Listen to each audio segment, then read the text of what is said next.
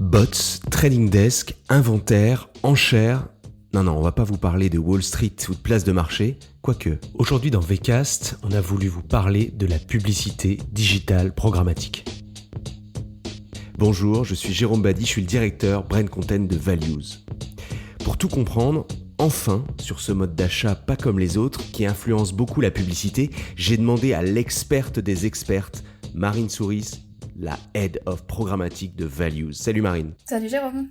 Et en seconde partie d'émission, on sera en liaison avec la côte Est des États-Unis, avec Tom Javian, directeur des analyses de données chez Amino Payments, qui a accepté de répondre à mes questions à propos de sa technologie. Mais d'abord Marine, dis-nous ce qu'est la publicité digitale programmatique et comment ça marche. Alors le programmatique, c'est le fait d'acheter ou de vendre de façon automatisée et en temps réel des espaces publicitaires en ligne, et ça se passe via un système d'enchères. Donc à la base, c'est surtout du display, de la vidéo, du natif qu'on achète. Aujourd'hui, ça se développe vers l'audio, vers le DOOH, tout ce qui est Digital Out of Home, donc les panneaux d'affichage, et puis bientôt la télé. Avec le programmatique, d'un côté, en fait, on a des acheteurs. Souvent, ça va être une agence, un trading desk qui agit pour le compte de son annonceur. Et de l'autre côté, on a les vendeurs, en général un éditeur ou sa régie. Les vendeurs, ils vont utiliser ce qu'on appelle une SSP, c'est une Supply Side Platform, qui leur permet de mettre en vente tous leurs espaces publicitaires. Donc ils vont rentrer toutes les infos, le type d'inventaire, le prix minimum auquel ils souhaitent vendre, etc. Donc on retient ce premier terme, SSP. On va en entendre parler après. Exactement. Et puis le pendant du SSP, c'est la plateforme des acheteurs. C'est une DSP, Demand Side Platform, dans laquelle les acheteurs vont rentrer tous les paramètres de leur campagne. Donc quelles sont les dates, quels sont les budgets, quelles enchères est-ce qu'ils souhaitent mettre, quels sont leurs ciblages, quels créas ils veulent livrer, etc. Les SSP et DSP doivent être branchés pour que tout puisse fonctionner. Et donc quand c'est fait, ces deux plateformes communiquent pour se faire rencontrer les acheteurs et les vendeurs.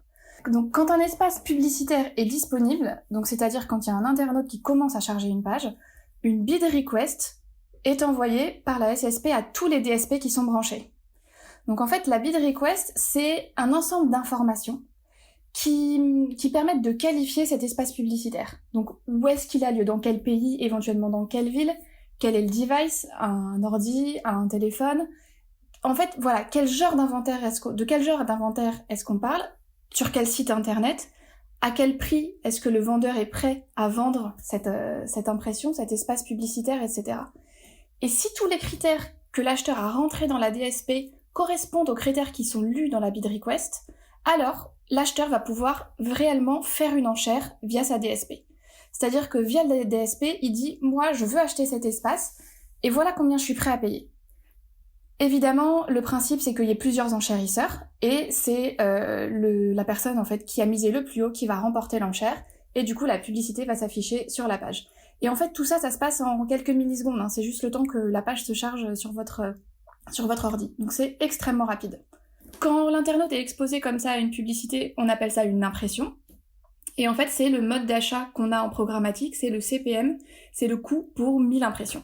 D'accord, donc ça c'est vraiment les principes de base. Donc on a retenu, les vendeurs ce sont les SSP, les acheteurs les DSP, on fait des enchères et celui qui a la meilleure enchère remporte l'impression finalement. C'est ça. Donc ça c'est la base. Et donc il y a beaucoup de déclinaisons et de nuances qui sont possibles. On va essayer on va complexifier le sujet. Vas-y, dis-nous en plus. Un éditeur en général, il va avoir plusieurs SSP. Ça lui permet en fait de multiplier les chances de pouvoir vendre son inventaire, tout simplement. Donc, il va pouvoir vendre cet inventaire en direct, mais il va aussi pouvoir passer par des revendeurs, par des régies. Il y a des personnes qui vont pouvoir du coup acheter de l'inventaire et le revendre en fait tout de suite. C'est ce qu'on appelle justement des revendeurs. Un éditeur, il a la possibilité de déclarer une URL officielle connue, qui va être de qualité, mais un petit malin va pouvoir en vrai diffuser sur un site qui n'est pas tout à fait le site prévu à l'origine. Donc en fait, quand j'achète de l'inventaire sur un site en particulier, moi et dans notre équipe et chez Values, on essaie d'être vraiment très vigilants, de s'assurer que l'impression, elle est vraiment bien vendue par un circuit officiel. Parce que malheureusement, on le sait, il peut y avoir un peu de fraude, soit de ce type-là, soit avec des bots qui vont simuler un comportement humain et qui vont artificiellement créer de l'inventaire, alors que derrière, en fait, il n'y a personne. Waouh, carrément de la fraude, quoi. Bon, c'est une véritable enquête policière en fait, le programmatique.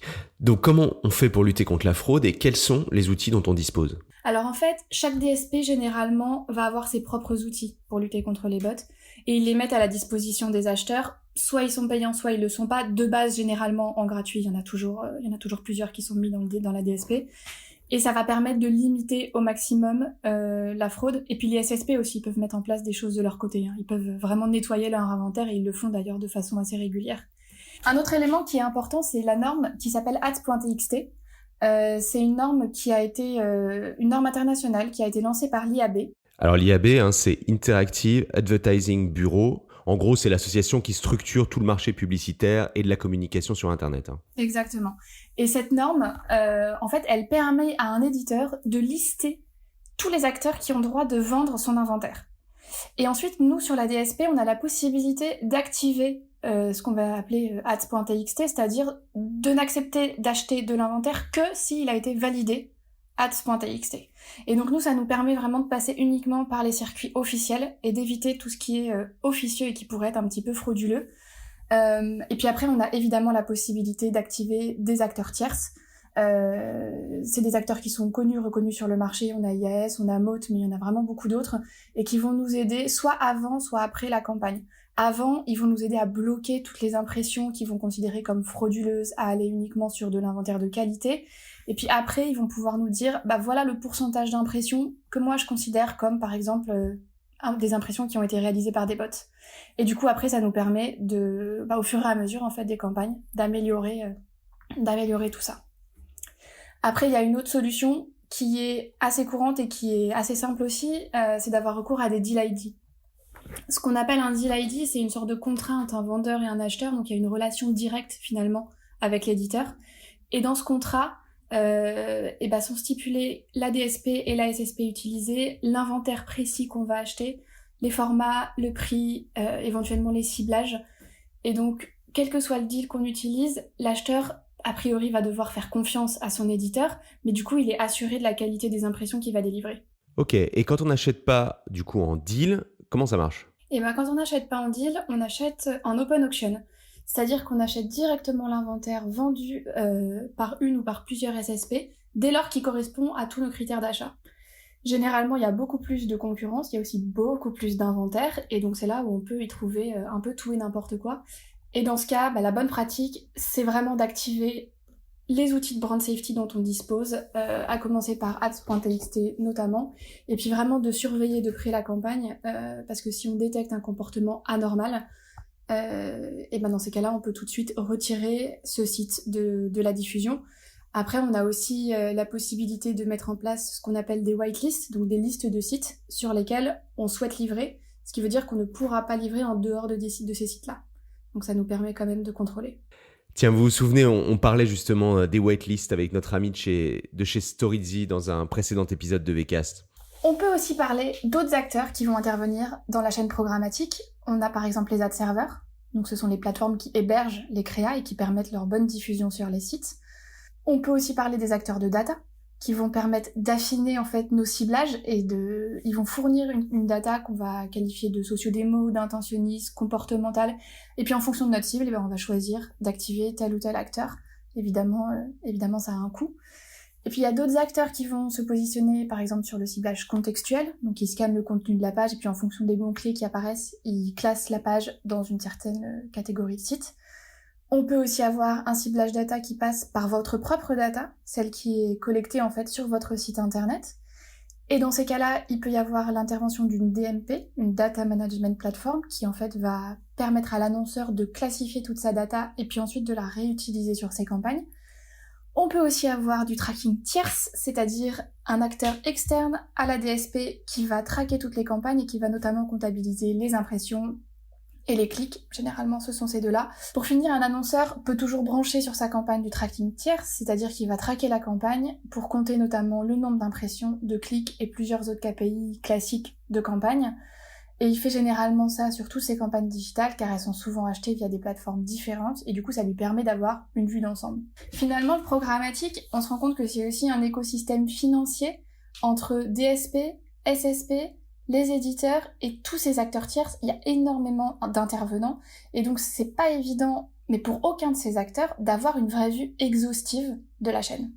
Ok, alors je comprends mieux pourquoi on parle de chaîne programmatique, hein, puisque c'est vraiment le cumul d'un certain nombre d'acteurs, les uns après les autres, qui vont intervenir tout au long de la chaîne pour, dans un cas, délivrer la publicité et dans l'autre, pouvoir en faire finalement le rapport et pouvoir savoir ce qui a été délivré et qui on a touché. On peut citer, je crois qu'il y a un travail qui a été fait par l'association des annonceurs au Royaume-Uni et qui est sorti récemment. Je crois que cette étude expliquait qu'à partir d'un échantillon de 15 annonceurs et de 12 éditeurs, il y avait, je ne sais plus combien, des milliers de chemins différents pour accéder à l'inventaire. Comment c'est possible d'avoir autant de possibilités ?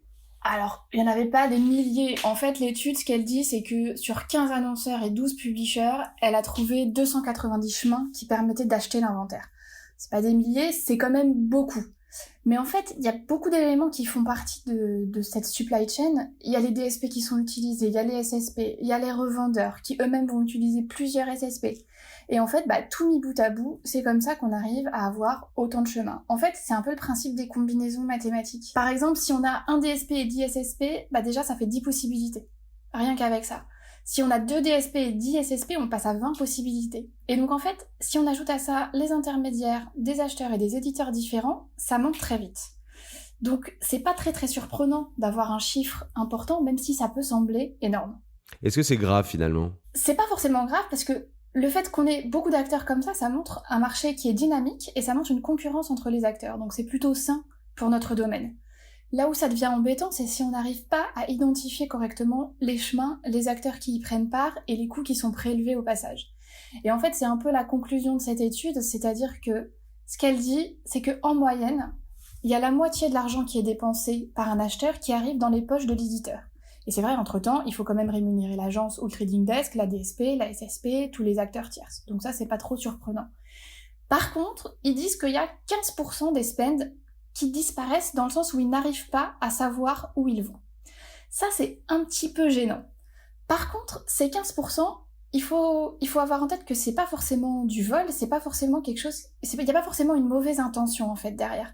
En programmatique, on a très très souvent des écarts, des impressions qui sont achetées et donc qui sont comptabilisées dans la DSP, mais pour X raisons, elles sont pas comptabilisées côté SSP. Moi, j'ai déjà vu, dans un précédent travail, j'ai déjà vu 2 outils de comptage qui appartenaient à la même entreprise et qui comptaient pas le même nombre d'impressions sur une même campagne.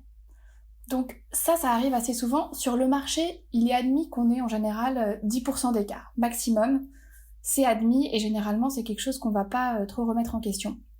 Donc en fait, entre le début et la fin de la chaîne, il y a beaucoup d'éléments techniques qui font que des impressions vont se perdre et elles vont contribuer à ces 15%. Et c'est pas forcément de la fraude. Bon, tu dis que c'est pas forcément de la fraude, mais rien que ce mot est assez anxiogène en réalité, même si ça n'empêche pas les annonceurs d'investir massivement dans le programmatique, puisque ça représente environ 70% des investissements digitaux dans le monde. Donc, fraude, impression non visible, est-ce qu'on en fait finalement pas trop sur ce sujet ? Alors c'est quelque chose qu'il faut bien surveiller évidemment. Si on regarde juste les données 2019, donc les données les plus récentes de l'Observatoire de l'e-pub, en France, le display, ça pèse pour 20% des recettes de la publicité digitale, et le programmatique, il représente la moitié de ces 20%. Et il est en croissance.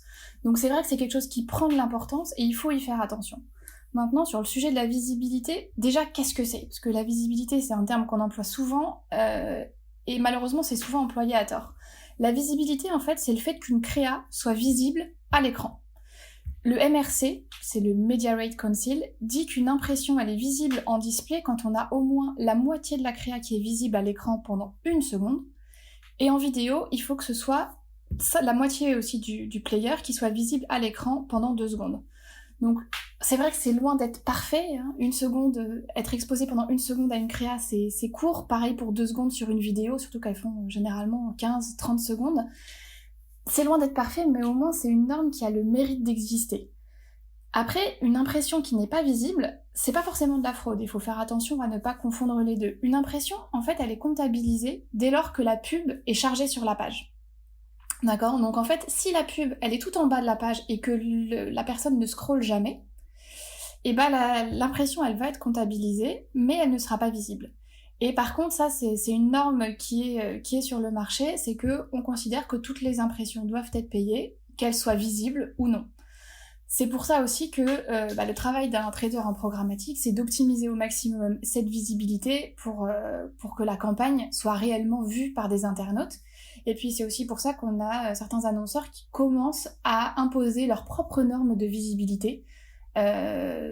Voilà, et c'est aussi pour ça qu'on commence à parler par exemple de CPM visibles de plus en plus, donc du coup pour 1000 impressions visibles. Donc voilà, c'est quelque chose qui commence à rentrer dans les habitudes des annonceurs et des agences. Bon, j'espère que Marine vous a permis de mieux comprendre de quoi on parlait. Avec toutes ces possibilités, toutes ces technologies, s'il fallait retenir une sorte de méthode à mettre en place pour s'y retrouver, qu'est-ce que tu nous conseillerais ? Alors l'annonceur, il a plusieurs possibilités. La première et la plus basique, c'est quand même de se former sur le vocabulaire et sur les termes qui sont employés. C'est hyper important pour lui de maîtriser ça et de savoir exactement de quoi on parle quand il voit CPM, CTR, complétion, visibilité, qu'est-ce que c'est. Il faut qu'il le sache. Il faut aussi qu'il se forme sur les KPI d'une campagne et savoir quels sont les KPI à regarder en fonction de ses objectifs. On peut pas tout mélanger et on peut pas tout avoir à chaque fois, donc il faut vraiment être très précis là-dessus. Lui, ça lui permet d'aller droit au but, de pas se perdre, et puis surtout de bien briefer son agence et de voir ce qui est réellement pertinent pour lui. Ensuite, l'autre option, en programmatique en tout cas, c'est vraiment de s'intéresser un peu aux DSP qui sont utilisés par son agence, d'essayer de comprendre pourquoi l'agence a privilégié tel DSP plutôt qu'une autre. Et puis, s'il prévoit d'investir beaucoup, il pourrait lui-même contractualiser directement avec la DSP ou demander à l'agence d'avoir son propre siège sur la DSP. Ça lui permettrait en fait d'y avoir accès et de voir un peu comment les achats sont effectués, quels sont les coûts. Ça lui fournirait déjà beaucoup d'infos et ça lui permettrait de mieux connaître ce milieu-là. On peut dire qu'un siège dans une DSP, c'est simplement un accès, quoi. Exactement. C'est une zone, en fait, dans la DSP qui ne serait du coup accessible que à l'annonceur et aux personnes à qui il souhaite y donner accès. Et ça ne communique pas, du coup, avec les autres clients de l'agence, notamment. Et puis, l'annonceur, ce qu'il peut aussi faire, c'est s'équiper d'outils tierces comme IAS ou Maud dont on parlait tout à l'heure, qui sont effectivement des outils payants, mais qui vont lui permettre de contrôler la façon dont les achats sont menés et d'optimiser au mieux ses dépenses. Le but, c'est pas forcément de contrôler son agence, mais vraiment de contrôler la chaîne d'achat, c'est pas la même chose, et de fournir à l'agence des outils qui vont lui permettre d'acheter encore mieux.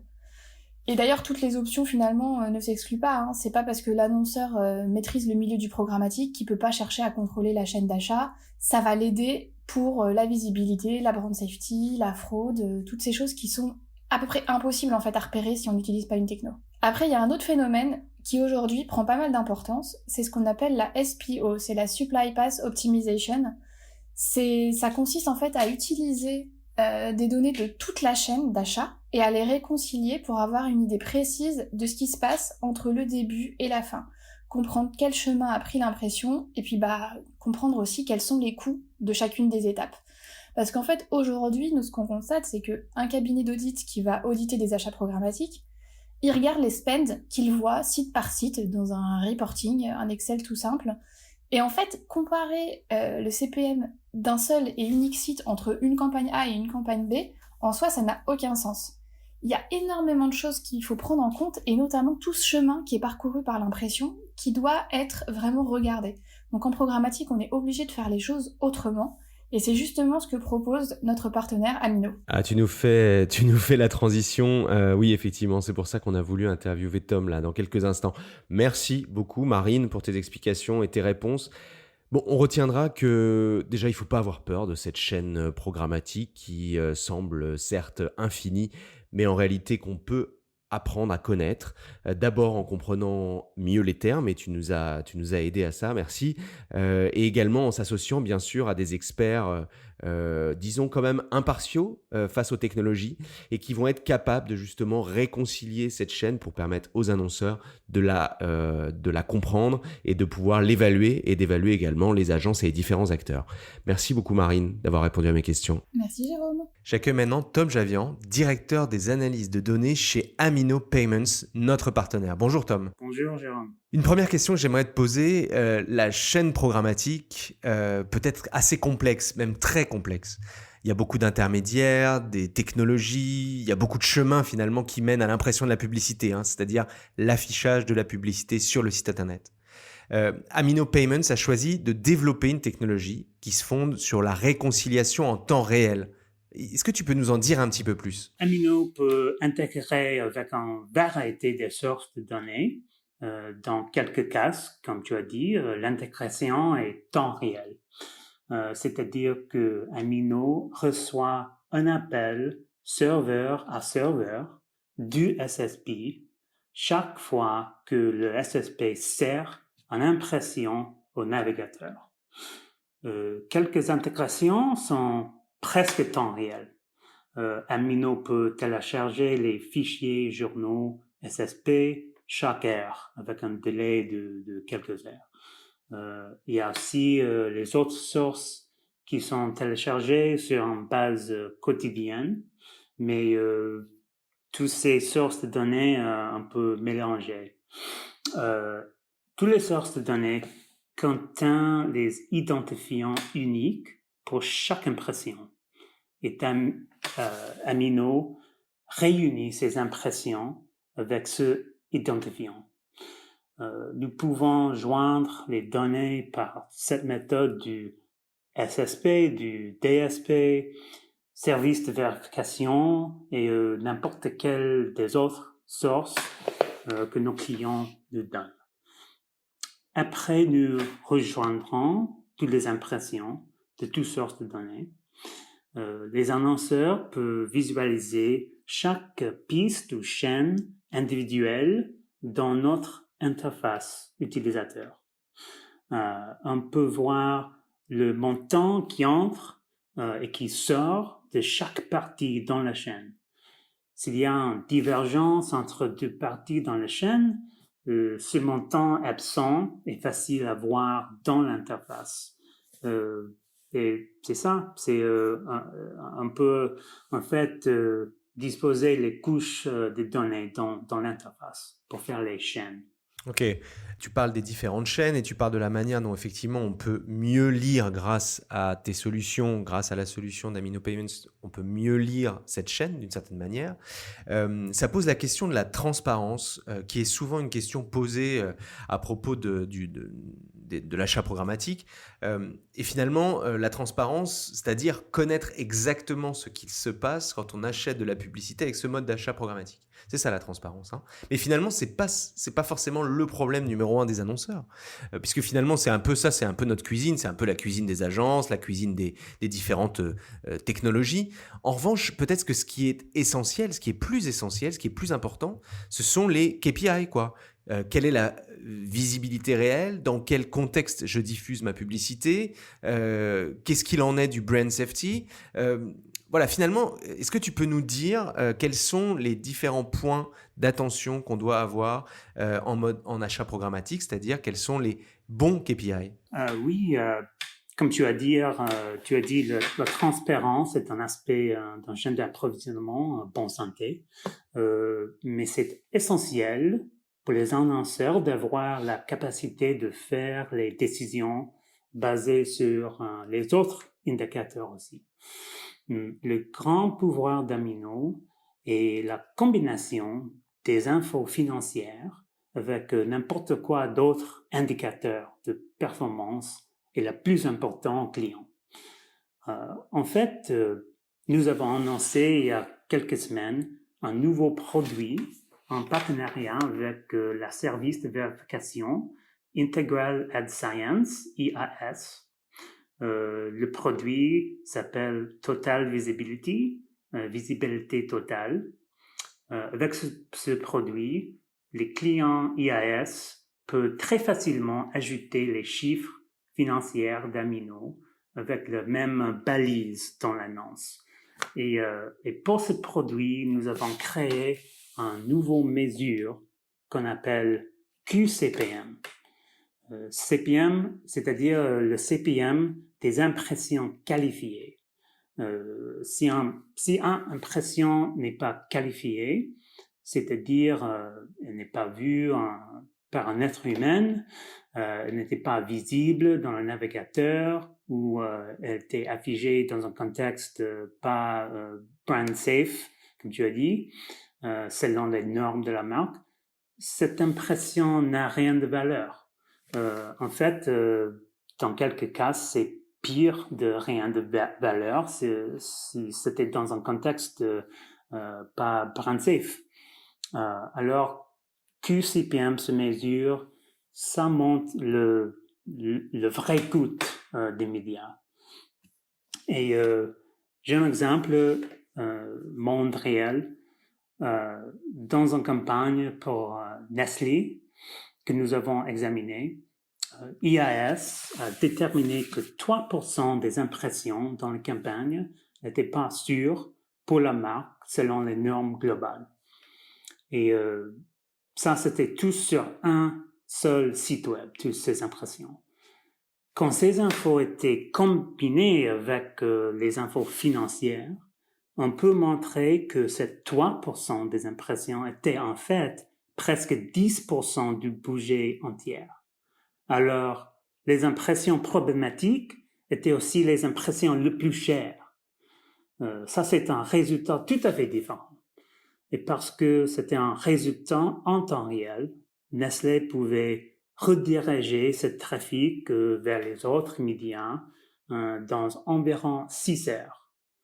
Alors, ils ont fait beaucoup d'économies. Et en général, nous voyons les économies environ 25% pour les annonceurs avec les larges campagnes, quand ils prennent les mesures comme la création des listes noires pour les sites web problématiques ou les listes blanches pour les pistes très efficaces, ou même la création des relations directes avec leurs éditeurs. On peut faire les décisions comme ça à cause de ces chiffres de vérification combinés avec les chiffres financiers dans l'interface. Donc c'est très intéressant ce que tu nous dis, Tom. Merci sur justement comment on vient apporter de la qualité à la quantité. Et finalement, l'achat programmatique, c'est souvent vu comme un achat de quantité. Et là, d'un coup, ce que tu nous dis, c'est justement qu'on peut venir faire de la qualité en réalité dans tout ça. C'est une manière finalement de permettre à ce mode d'achat de redorer un peu son blason, quoi. Ça donne plus envie quand on commence à ajouter de la qualité et un certain nombre de critères finalement, c'est ça? Exactement. Petite question parallèle. En fait, le nom Amino, c'est Amino Payments. J'aimerais bien que tu nous expliques pourquoi vous avez ce nom-là et pourquoi ce mot Payments. Oui, notre but ultime est de devenir la plateforme de paiement pour le monde des annonces digitales. Il y a bien sûr beaucoup de valeur en montant aux annonceurs le coût de fraude, de gaspillage et d'abus dans le système programmatique. En revanche, ces abus vont continuer si on ne change pas le système courant de paiement. Maintenant, nous avons un système de paiement qu'on peut dire en cascade, entre guillemets, ou en chute, où l'annonceur ou l'agence paye le DSP et quelques mois après, le DSP paye le SSP et éventuellement, le SSP paye l'éditeur. Mais ça peut être 90, 120 jours, 180 jours après la vente de l'impression. Alors ça, c'est un système très dur pour les éditeurs et pour ceux au milieu du chaîne. Nous proposons un système où l'annonceur paye toutes les parties dans la chaîne d'approvisionnement à la fois, avec les virements électroniques. Cette approche a des avantages pour tout dans la chaîne. Pour les éditeurs et les parties au milieu, l'avantage est évident, ils sont payés très vite. Mais c'est bien aussi pour l'annonceur. Le moment que l'annonceur ou l'agence donne le somme entière à leur DSP, ils perdent contrôle de la chaîne d'approvisionnement. Ils peuvent voir dans le grand livre d'Amino que telle ou telle partie doit être payé tel ou tel montant, mais il ne peut pas être sûr que ça s'est passé. Avec les virements électroniques, ils peuvent avoir confiance dans la chaîne. On peut résumer avec un devise. Contrôler l'argent et contrôler les problèmes. Ça, c'est l'attitude, ça, c'est l'idée. Les grandes marques sont souvent les entreprises énormes. Alors, ils ne veulent pas adopter un nouveau système de paiement du jour au lendemain, tout de suite. Et nous savons ça. Je crois que quand ils sont habitués aux grands livres Amino, quand ils peuvent vérifier que les chiffres sont précis avec leurs chiffres internals ou les factures extérieures de leurs partenaires, ça va instaurer la confiance dans le système. Et à ce moment-là, il sera très avantageux pour eux de faire les paiements avec notre système. Pour terminer, est-ce que tu peux nous dire quelle est d'après toi la prochaine technologie de cet environnement, de cette chaîne programmatique? Quelles sont les innovations que tu vois, même si là tu viens de nous en donner pour vous chez Amino Payments, mais voilà, quelles sont les différentes innovations qui sont déjà annoncées ou qu'on peut imaginer? Les nouvelles technologies qui m'intéressent dans ce secteur sont la télévision connectée et la réalité virtuelle. Je suis confiant qu'on va trouver un moyen de livrer les publicités dans une façon raisonnable sur ces médias. Pour moi, il ne s'agit pas forcément des nouvelles technologies, il s'agit des tendances dans le secteur. Par exemple, le marché mondial des annonces digitales continue de hausser chaque année. Il serait évalué à $1 trillion ou euros dans les décennies suivantes. Environ 80% de toutes les annonces digitales sont conduites dans une façon programmatique et ce chiffre continue à hausser chaque année aussi. La télévision connectée continue à remplacer la télévision linéaire. Tout cela est accéléré par la pandémie et la perte du événement sportif en direct. Alors, étant donné tout ça, il faut continuer de demander la transparence et aussi la réduction de complexité dans ces systèmes. C'est une très bonne opportunité maintenant, quand les nouvelles technologies sont jeunes, de assurer qu'on n'a pas trop de complexité ou un défaut de transparence. Alors, malgré les enjeux dans le secteur, c'est très bon temps de marcher avec programmatique. C'est un système très efficace et en marche pour les annonceurs. Et il faut le sauvegarder, je crois. Merci beaucoup, Tom Javian d'Amino Payments. On retiendra donc que qualité, contrôle, facilité d'utilisation permet d'avoir confiance dans cette chaîne programmatique, tu nous l'as dit, mais également de le voir comme un mode d'achat efficace dans un univers, la publicité digitale, qui ne fait que croître. Merci, à bientôt. C'est ainsi que s'achève cet épisode de Vcast. N'hésitez pas à nous mettre des étoiles sur les différentes plateformes de podcast que vous utilisez. Laissez-nous également des commentaires et pourquoi pas même des suggestions pour les prochains épisodes. On va faire une petite pause pendant l'été. Ça vous laissera le temps d'écouter les épisodes que vous n'avez pas encore eu l'occasion de découvrir, mais également de les partager avec vos amis fans de communication, de marketing et de médias. Je vous dis à bientôt, bel été, ciao.